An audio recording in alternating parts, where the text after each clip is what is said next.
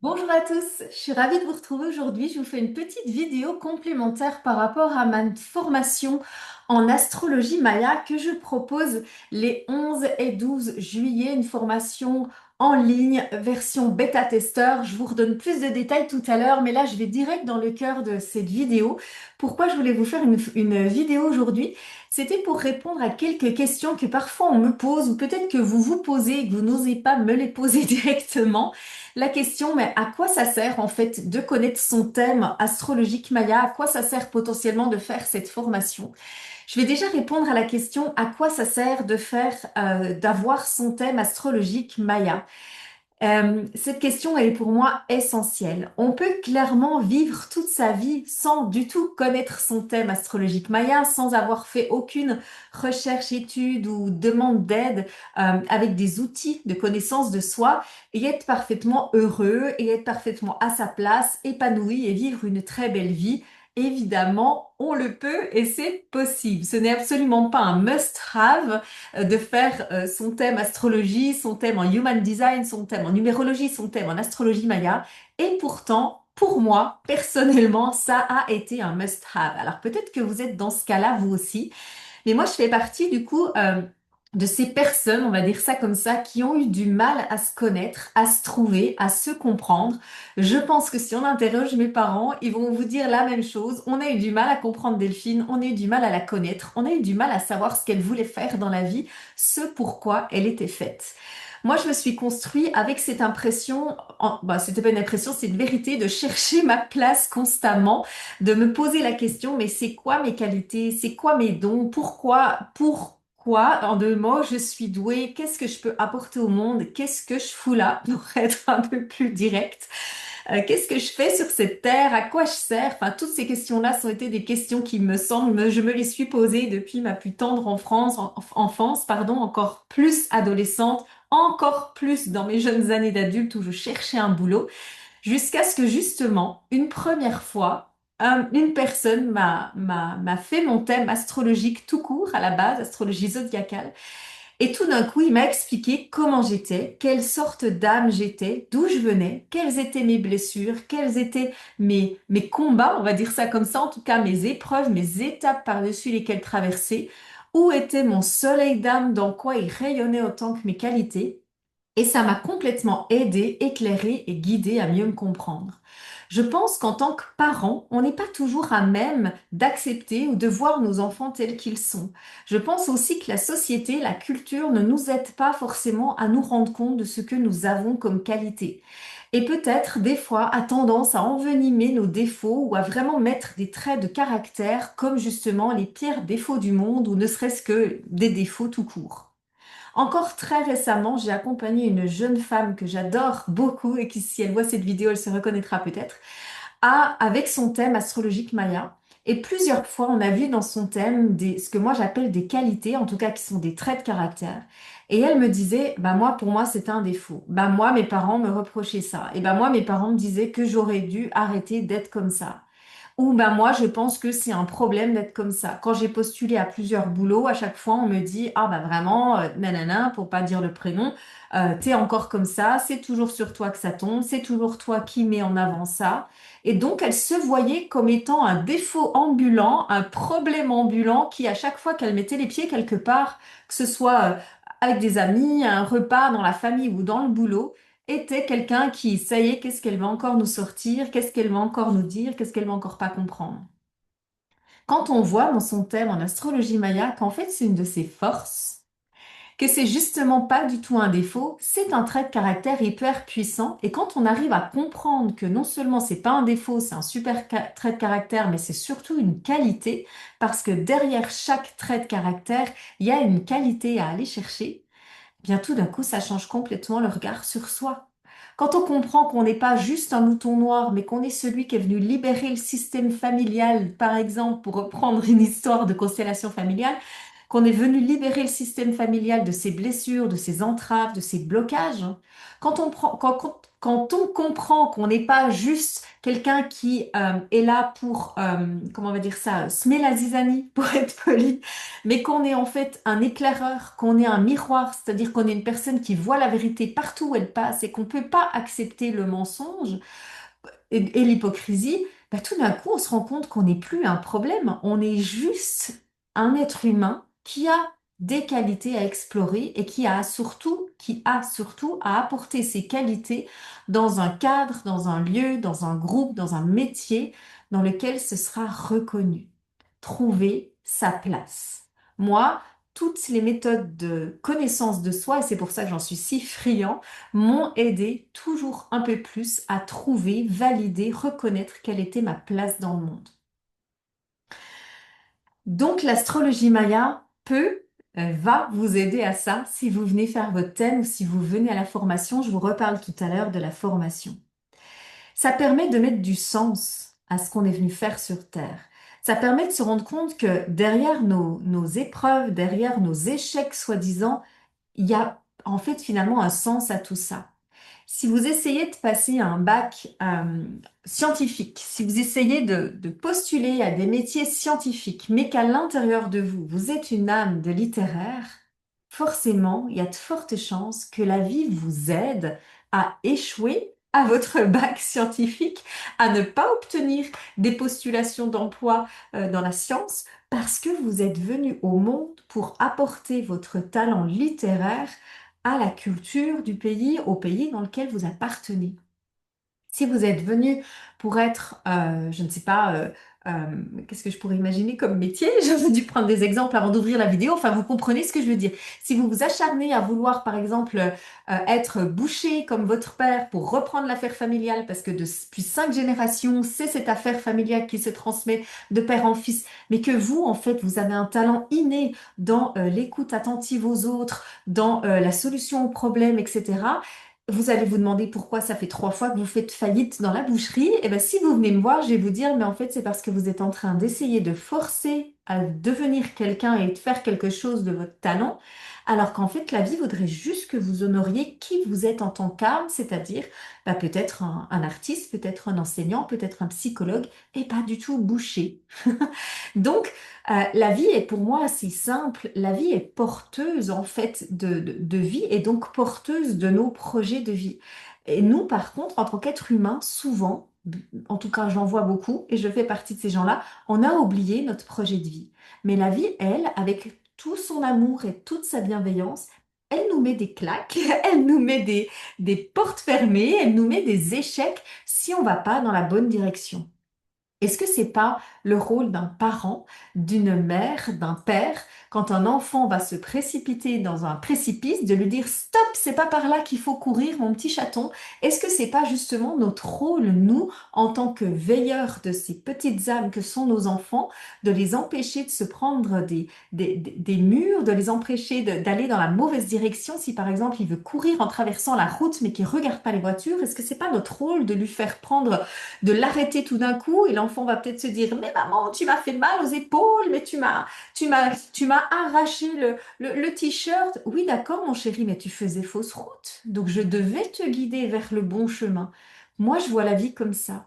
Je vois la vie comme une mère merveilleuse qui veille sur nous et qui nous guide à chaque instant pour qu'on se réajuste quand on n'est pas au bon endroit ou quand on est au bon endroit mais qu'on est en train de porter des bagages très très très très lourds et qu'elle, elle se dit, mais ce serait quand même tellement plus facile si tu te libérais de ce bagage. Vous savez, comme quand on est en randonnée avec des enfants et qu'ils veulent emmener toute la panoplie de, je sais pas quoi, tous leurs jouets là. Et puis nous, au fur et à mesure de leur randonnée, on n'arrête pas de leur casser les pieds pour leur dire, mais lâche ce sac, mais libère-toi. Et eux, s'ils font comme nous dans la vie, ils vont se retourner puis ils vont nous dire, mais lâche-moi les basques, maman, c'est bon, je fais ce que je veux, je suis assez grand, je peux gravir l'Everest avec un sac à dos rempli de Lego, il n'y a pas de problème. Et nous, si on est la vie, on va pas arrêter de lui rappeler, de lui remettre dans le nez, mais tu as un sac qui est trop lourd, mais tu ne vas pas arriver au bout, tu vas mourir avant l'heure, tu vas fatiguer avant l'heure. Donc arrête. Moi, je vois vraiment la vie comme ça. Quand on porte des bagages trop lourds, eh ben, elle nous le rappelle sans cesse. bagage trop lourd, bagage trop lourd, bagage trop lourd. Non pas pour juste nous les rappeler, histoire que ça nous assomme, mais pour qu'on se dise, zut, la vie, ça fait quand même 3 fois qu'elle est en train de me faire prendre conscience que dans ce genre de relation, je suis toujours en train de vivre le même schéma, dans ce genre de situation au boulot, c'est toujours la même issue. Je porte peut-être un bagage trop lourd, il faut peut-être que j'aille voir soit si je fais mauvaise route, soit je fais bonne route, mais je porte un bagage trop lourd, c'est-à-dire que derrière moi, j'ai des loyautés, j'ai des peurs, j'ai des blocages, ce qui fait que du coup, j'avance pas du tout de manière fluide dans la vie. Ça, c'est pour moi le rôle de la vie. Et l'astrologie maya, les outils de connaissance de soi, bah, nous permettent ça, nous permettent de comprendre qu'il y a un sens, nous permettent de comprendre que si je suis censée éveiller ma lumière, à chaque fois que je vais aller me cacher quelque part, il y a des chances qu'il y ait un gros spot qui s'allume sur moi juste pour justement me mettre dans la lumière, jusqu'à ce que je me rende compte que mes bagages de peur d'être visible, je ne sais quoi, eh ben, ce soit juste des bagages qu'on m'invite à lâcher pour pouvoir accepter justement de me mettre toute seule dans la lumière et éviter que ce soit la vie qui m'allume sa lumière pour me faire prendre conscience que c'est ça mon chemin. J'espère que vous me suivez.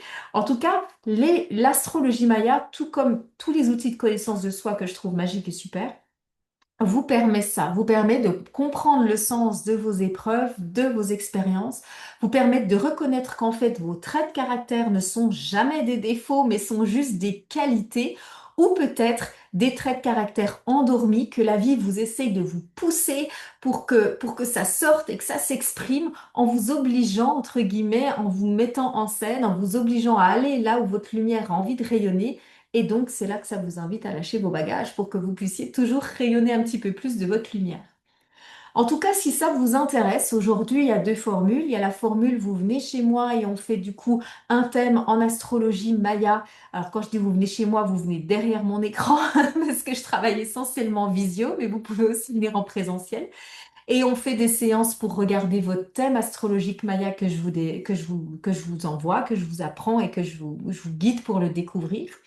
Où vous pouvez rejoindre là, dans quelques jours, se lance la première formation en astrologie maya que je suis hyper fière de proposer. Ça va être juste extraordinaire.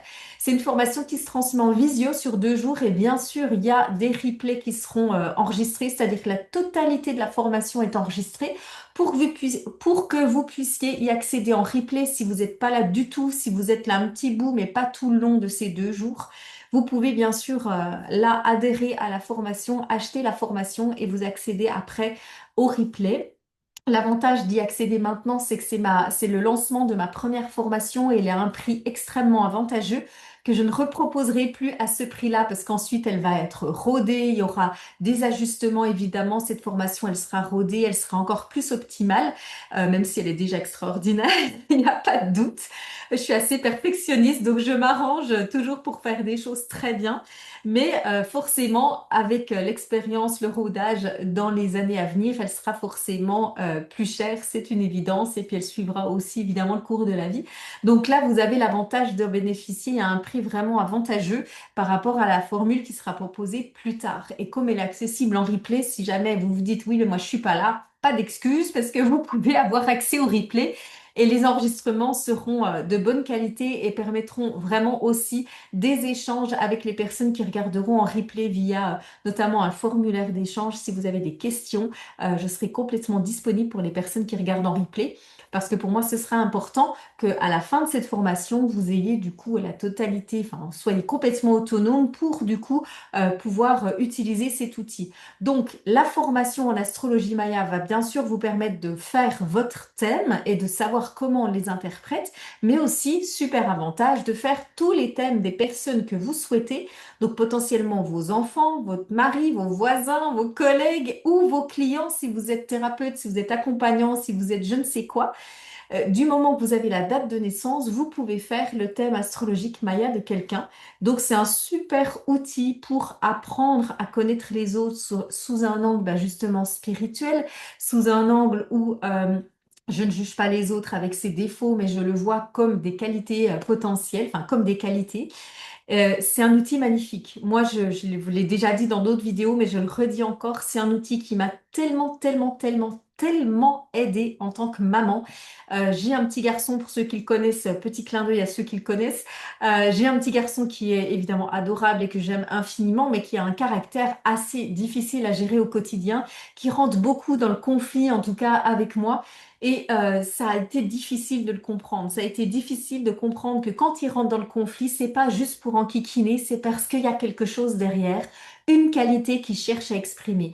Et quand j'ai eu son thème astrologique Maya, ça a été un cadeau du ciel de me rendre compte que, ah, mais là, quand il se comporte comme ça, c'est ça qui met en lumière. C'est parce qu'il essaye d'aller vers cette qualité-là et nous, on l'empêche, on le freine. Alors, comment est-ce qu'on fait maintenant pour l'aimer, le soutenir, pour aller vers cette qualité-là, sans que ce soit, bien sûr, compliqué pour nous à gérer?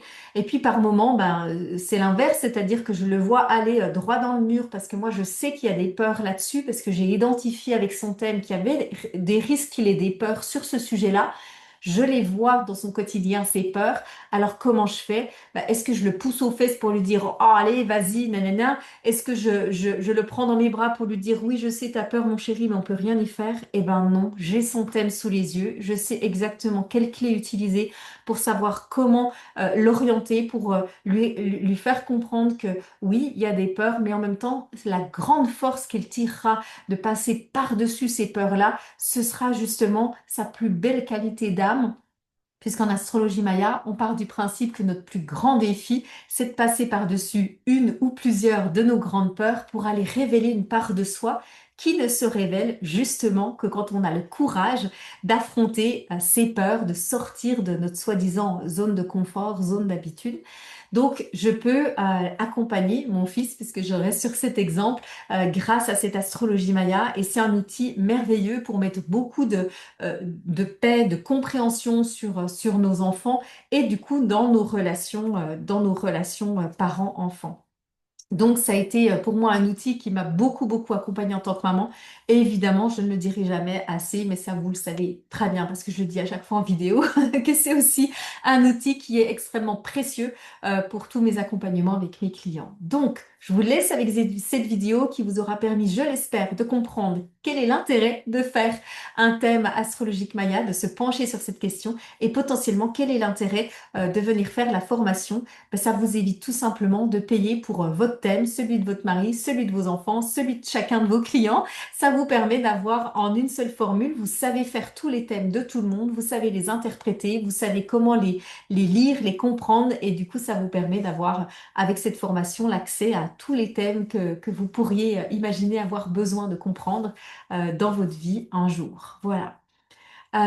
Si vous êtes intéressé, il reste encore 4 petites places. On est sur les 4 dernières places pour cette cohorte à prix avantageux et avec plein d'autres bonus avantageux qui ne seront pas reproposés pour les prochaines sessions. Je serai ravie de vous accueillir si vous sentez que c'est le moment, que c'est pour vous. Il y a des facilités de paiement si jamais c'est la question qui se pose. En tout cas, écrivez-moi si vous vous sentez appelé. Et s'il y a le moindre oui, mais n'hésitez pas à m'écrire et on verra ensemble comment on pourra gérer ça. Et si c'est pas pour vous, si c'est pas le moment, eh ben faites confiance à la vie et vous irez ailleurs ou vous reviendrez vers moi en temps et en heure. En tout cas, je vous souhaite une merveilleuse journée. Je vous dis à bientôt et au plaisir de vous retrouver ici ou ailleurs.